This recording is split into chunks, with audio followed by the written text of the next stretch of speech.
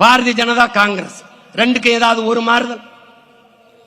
ஒன்று, காங்கிரசின் பொருளாதார கொள்கை அதேதான் பாரதிய ஜனதாவிற்கு, பாரதிய ஜனதாவின் வெளியுறவு கொள்கை அதேதான் காங்கிரஸ், காங்கிரசின் பாதுகாப்பு கொள்கை அதேதான் பாரதிய ஜனதாவிற்கு, காங்கிரசின் மருத்துவ கொள்கை அதேதான் பாரதிய ஜனதாவுக்கு, பாரதிய ஜனதாவின் கல்விக் கொள்கை அதேதான் காங்கிரஸ். எந்த இடத்தில் மாறுபடுது? நீட்டை முதல் நீட்டியது யார்? காங்கிரஸ். தெரியுமா தெரியாதா?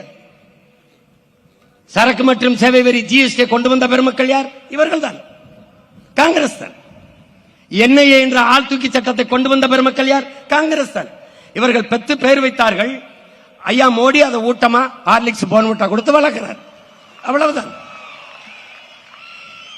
ஏதாவது ஒன்று யாரு நம்மோடு நின்று என்னை விடு, என் பிள்ளைகளை விடு, இந்த முன்னாடி உட்கார்ந்துருக்க யாராவது ஒரு சின்ன தம்பி தர்க்கத்தில் என் பிள்ளைகளை ஏத்து வென்று காட்டு, ஏதாவது சொல்லு காட்டு. இரண்டும் ஒன்றுதான், இரண்டும் ஒன்றுதான். தேர்தல், இந்திய நாட்டை யார் ஆள்வது தேர்தல் வந்தால் இந்த திராவிட கட்சியில் பாரதிய ஜனதா காங்கிரசின் பின்னாடி நிற்கும். தமிழ்நாட்டை யார் ஆள்வது என்று தேர்தல் வந்தால் பாரதிய ஜனதா காங்கிரஸ், திமுக, அதிமுக திராவிட கட்சிகள் பின்னாடி நிற்கும். இது யாரோடும் சேராமல் நாம் தமிழர் கட்சி எல்லாருக்கும் முன்னாடி நிற்கும். இதுல யாரோடு சேருவாய்? யாரோடு சேருவாய்?